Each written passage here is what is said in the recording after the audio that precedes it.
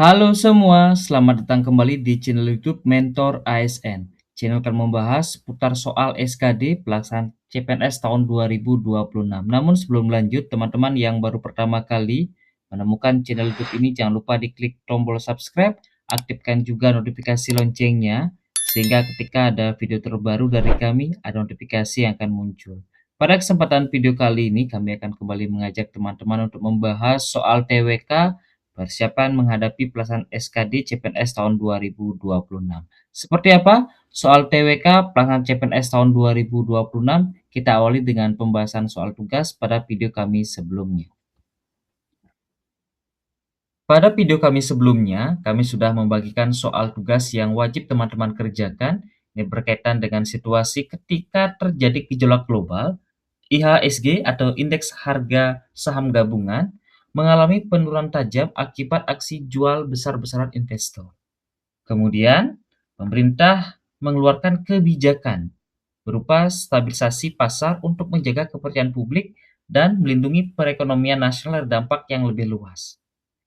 Kemudian yang menjadi pertanyaannya, teman-teman, dalam perspektif nilai Pancasila, kebijakan tersebut paling tepat dimaknai sebagai apakah opsi yang A, B, C, D, atau opsi yang I. Kami sampaikan ucapan terima kasih kepada teman-teman yang sudah bersemangat, yang sudah berpartisipasi, mengirimkan jawaban terbaik versi teman-teman pada video kami sebelumnya. Kita harus mencari terkait dengan nilai Pancasila, ya teman-teman. Karena tersebut dikaitkan dengan nilai Pancasila. Itu teman-teman. Jadi kebijakan stabilisasi pasar untuk melindungi perekonomian nasional dari dampak yang lebih luas, teman-teman. Kita coba analisis bersama mulai dari opsi yang A, bentuk intervensi negara dalam mekanisme pasar bebas. Ini harus berhati-hati teman dengan opsi yang A. Karena intervensi negara dalam mekanisme pasar bebas ini tidak sesuai dengan prinsip perekonomian Indonesia. Ini lebih pada konsep bagaimana negara yang terlalu menekan dalam mekanisme pasar yang terjadi. Ini tidak diterapkan di Indonesia. Sehingga opsi yang A bukan menjadi jawaban yang terbaik. Ini lebih kepada pasar bebas ya teman-teman.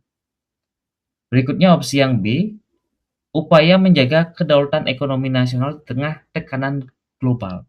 Opsi yang B ini lebih kepada situasi kedaulatan ekonomi nasional, menjaga kedaulatan ekonomi nasional. Secara umum, opsi yang B ini tidak erat kaitannya dengan nilai Pancasila. Sehingga opsi yang B bukan menjadi opsi yang terbaik juga, teman-teman. Begitu juga dengan opsi yang C, pembatasan kebebasan pelaku pasar demi kepentingan pemerintah. Jadi pembatasan kebebasan pelaku pasar juga mengakibatkan opsi yang C ini kurang tepat. Berikutnya opsi yang D, perwujudan tanggung jawab negara dalam mewujudkan keadilan sosial. Nilai Pancasilanya sudah terwujud di opsi yang D, dengan keadilan sosial, di mana pemerintah mengeluarkan kebijakan stabilisasi pasar, ini merupakan perwujudan dari tanggung jawab negara, teman-teman. Kita simpan yang D. Dan opsi yang terakhir, strategi nasionalisme ekonomi untuk menghadapi dominasi asing. Ini juga kurang tepat terkait dengan nasionalisme ekonomi. Terkait dengan dominasi asing juga mengakibatkan opsi yang I kurang tepat. Maka, teman-teman, dari opsi yang ada, opsi terbaik adalah opsi yang D. Kenapa opsi yang D, teman-teman? Karena kebijakan stabilisasi pasar ini menunjukkan peran aktif negara dalam melindungi perekonomian dan menjaga kesejahteraan rakyat saat terjadi gejolak global.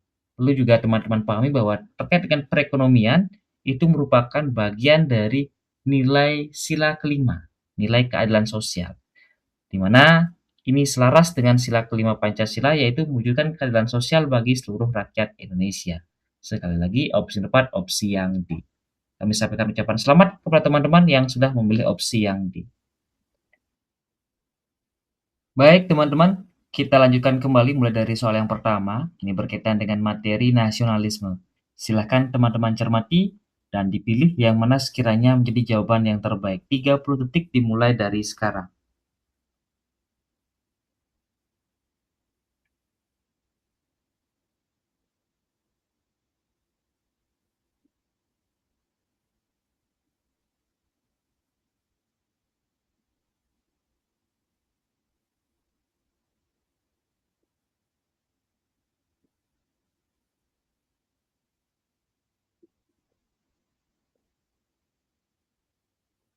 Baik teman-teman, terkait dengan soal yang pertama ini, perubahan nama Indisferinicing menjadi Perhimpunan Indonesia mencerminkan apakah opsi yang A, pergeseran orientasi organisasi dari sosial menjadi politik? Bukan, teman-teman. Bukan pergeseran atau perubahan organisasi sosial menjadi politik, tetapi perubahan nama ini dari bahasa Belanda menjadi bahasa Indonesia yang dikaitkan dengan materi nasionalisme, itu teman-teman. Kalau opsi yang B, upaya diplomasi internasional untuk memperoleh pengakuan, juga bukan kaitannya dengan diplomasi internasional dalam memperoleh pengakuan. Berikutnya opsi yang C, penyesuaian strategi pergerakan sesuai dinamika global, juga kurang tepat, teman-teman. Opsi yang D, konsolidasi organisasi mahasiswa di luar negeri, ini juga kurang tepat. Dan opsi terakhir, opsi yang E, penguatan identitas kebangsaan, jadi dengan tidak lagi berbasis istilah kolonial atau berbasis bahasa Belanda, tetapi menjadi Perhimpunan Indonesia Penguatan Identitas Kebangsaan. Jadi opsi yang tepat opsi yang E, teman-teman. Kenapa opsi yang E? Karena perubahan nama dari Indisferinicing menjadi Perhimpunan Indonesia, ini merupakan organisasi pergerakan nasional oleh mahasiswa Indonesia di negara Belanda ya, teman-teman. Ini menunjukkan pergeseran identitas dari istilah kolonial, Indis menuju identitas nasional, yaitu Indonesia. Hal ini jelas mencerminkan tumbuhnya kesadaran kebangsaan dan penegasan jati diri sebagai bangsa yang merdeka dari pengaruh kolonial. Sekali lagi opsi 4 opsi yang E, teman-teman. Kita lanjutkan soal berikutnya, soal nomor 2 berkaitan dengan materi bela negara. Silahkan teman-teman cermati, kemudian dipilih yang mana sekiranya menjadi jawaban yang terbaik. 30 detik dimulai dari sekarang.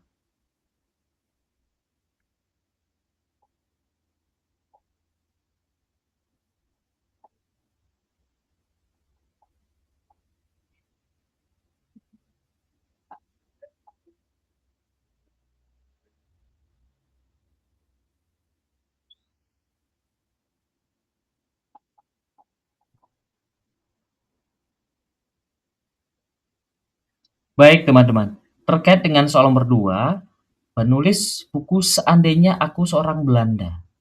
Ini menunjukkan sikap bela negara melalui apa teman-teman?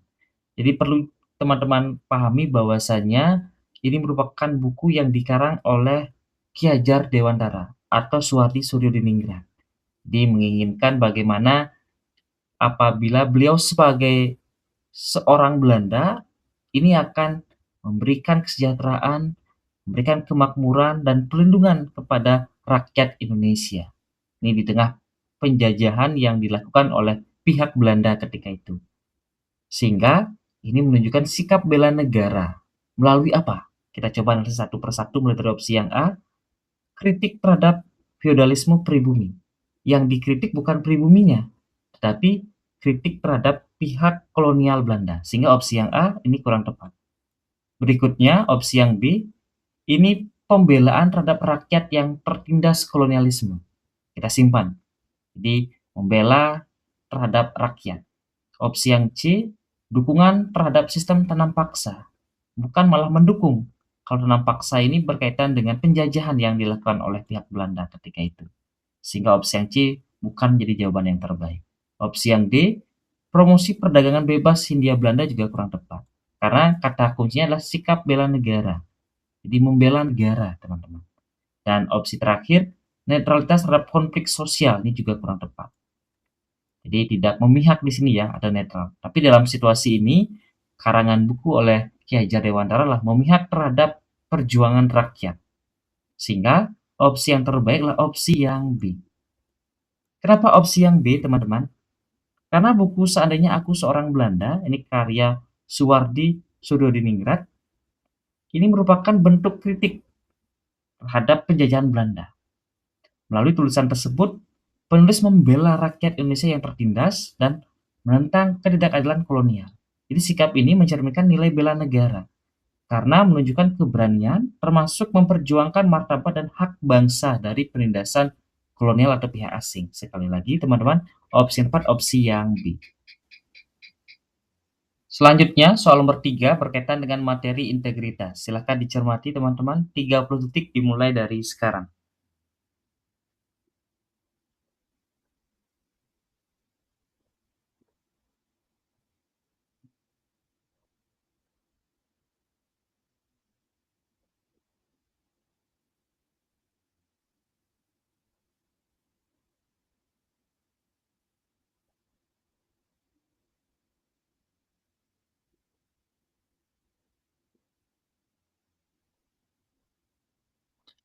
Baik teman-teman, dalam soal nomor 3 ini, kita diminta untuk mencari bagaimana kaitan antara nilai kepahlawanan kemudian di era saat ini.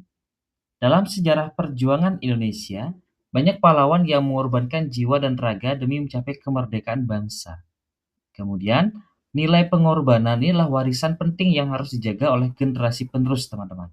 Dalam kehidupan sehari-hari, nilai pengorbanan dapat diwujudkan dengan cara, jadi nilai pengorbanan dapat diwujudkan dengan cara seperti apa, teman-teman? Ini yang wajib teman-teman cermati berkaitan dengan nilai pengorbanan. Kita coba analisis satu persatu mulai dari opsi yang A, mendahulukan kepentingan umum di atas kepentingan pribadi. Di dalam opsi yang A, apakah ada pengorbanan, teman-teman? Ada. Dalam hal ini, apa yang dikorbankan? Yang dikorbankan adalah kepentingan pribadinya dikesampingkan. Karena mendahulukan kepentingan umum. Kita simpan dulu opsi yang A. Berikutnya opsi yang B, menjaga hubungan baik dengan tetangga dan masyarakat sekitar. Apakah ada pengorbanan di dalamnya? Ini lebih kepada nilai persatuan. Sehingga opsi yang B kurang tepat. Berikutnya, opsi yang C, mengikuti kegiatan gotong royong di lingkungan tempat tinggal. Apakah ada pengorbanan di dalamnya? Gotong royong lebih erat kaitannya dengan kebersamaan atau persatuan juga, sehingga bukan menjadi jawaban yang terbaik. Opsi yang D, melestarikan kebudayaan daerah melalui acara lokal. Ini lebih kepada bagaimana cinta terhadap tanah air dan kebudayaan daerah. Dan opsi terakhir, mematuhi aturan dan norma yang berlaku di masyarakat lebih kepada kepatuhan atau kesadaran terkait dengan aturan yang ada. Sehingga opsi yang E bukan berkaitan dengan nilai pengorbanan. Maka dari opsi yang ada, nilai pengorbanan dapat diwujudkan dengan cara opsi yang A. Kenapa opsi yang A, teman-teman? Karena nilai pengorbanan berarti menempatkan kepentingan bangsa dan masyarakat di atas kepentingan diri sendiri. Dalam kehidupan sehari-hari, hal ini tercermin dari sikap mendahulukan kepentingan umum demi kebaikan bersama. Ini erat kaitannya dengan sebagaimana para pahlawan yang mengutamakan kemerdekaan bangsa dibandingkan kepentingan pribadinya. Sehingga opsi yang tepat adalah opsi yang A. Kita lanjutkan soal nomor 4, ini berkaitan dengan materi pilar negara. Silakan teman-teman cermati, 30 detik dimulai dari sekarang.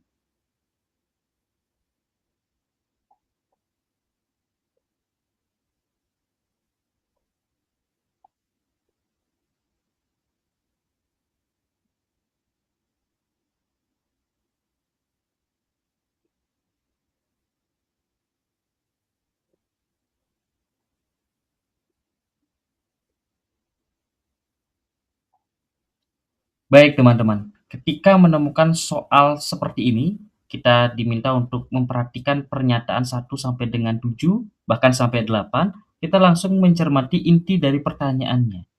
Di mana inti dari pertanyaannya adalah berdasarkan implementasi sila kedua Pancasila, yang mana mencerminkan nilai kemanusiaan yang adil dan beradab. Jadi kita diminta untuk mencari yang mana sekiranya merupakan nilai kemanusiaan berdasarkan pelaksanaan atau penerapan dari sila-sila Pancasila. Kita coba analisis satu persatu ya teman-teman.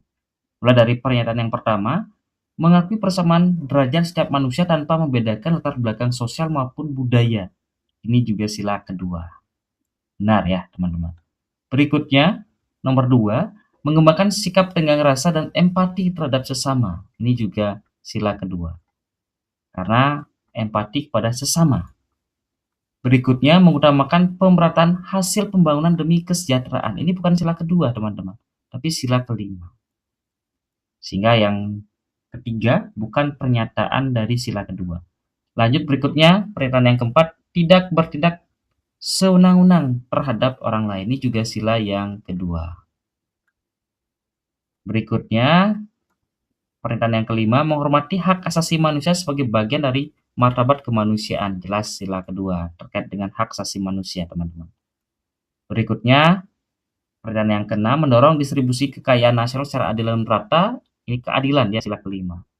Dan yang terakhir, pernyataan yang ketujuh, mengembangkan solidaritas sosial untuk menjamin keadilan ekonomi masyarakat. Ini juga sila kelima.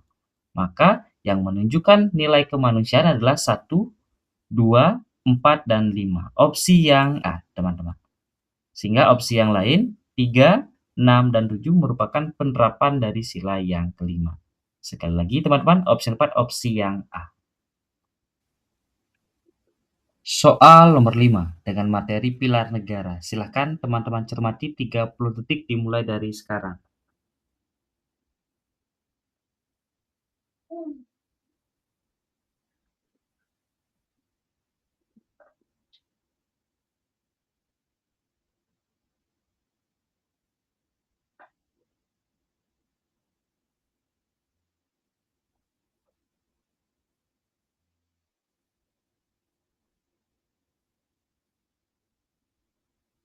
Baik teman-teman, di soal nomor 5 kita diminta untuk mencari kerjasama antara lembaga-lembaga negara teman-teman. Di mana dinyatakan bahwa dalam sistem ketatanegaraan berdasarkan Undang-Undang Dasar Negara Republik Indonesia tahun 1945, hubungan antar lembaga legislatif dan yudikatif saling mengimbangi melalui mekanisme check and balance. Kemudian, manakah bentuk kerjasama yang paling tepat mencerminkan relasi konstitusional antara legislatif dan yudikatif? Silakan teman-teman cermati kembali yang mana termasuk lembaga legislatif dan yang mana termasuk lembaga yudikatif. Ini sangat membantu untuk menemukan kerjasama yang baik antar dua lembaga negara ini. Kita coba analisis satu persatu teman-teman, mulai dari opsi yang A, Dewan Perwakilan Rakyat Republik Indonesia bersama Presiden ini mengajukan 3 calon hakim konstitusi untuk dipilih oleh Mahkamah Konstitusi. Ini kerjasama antara DPR dengan Presiden. Presiden ini termasuk lembaga eksekutif, bukan yudikatif, teman-teman. Sehingga opsi yang A ini bukan jadi jawaban. Berikutnya opsi yang B, Dewan Perwakilan Rakyat Republik Indonesia ini memberikan persetujuan terhadap calon hakim agung yang diusulkan oleh Komisi Yudisial sebelum ditetapkan Presiden. Ini merupakan kerjasama antar legislatif dan yudikatif, di mana memberikan persetujuan atas usul oleh Komisi Yudisial terhadap calon hakim agung sebelum ditetapkan oleh Presiden. Kita simpan opsi yang B. Berikutnya opsi yang C, Mahkamah Agung Republik Indonesia mengajukan rancangan undang-undang kepada DPR untuk disahkan. Jadi tidak ada kerjasama Mahkamah Agung yang mengajukan rancangan undang-undang ke DPR ya teman-teman. Ini bukan menjadi jawaban yang terbaik. Berikutnya, Mahkamah Konstitusi membatalkan undang-undang tanpa melalui mekanisme pengujian konstitusional. Ini kurang tepat. Opsi yang terakhir, Dewan Perwakilan Rakyat Republik Indonesia menetapkan putusan pengadilan yang telah berkekuatan hukum tetap agar dapat dilaksanakan. Jadi kalau opsi yang E ini juga bukan kerjasama yang dilakukan DPR dengan pengadilan. Sehingga opsi yang E bukan jadi jawaban yang terbaik. Kerjasama yang tepat itu adalah opsi yang B. Kenapa opsi yang B, teman-teman?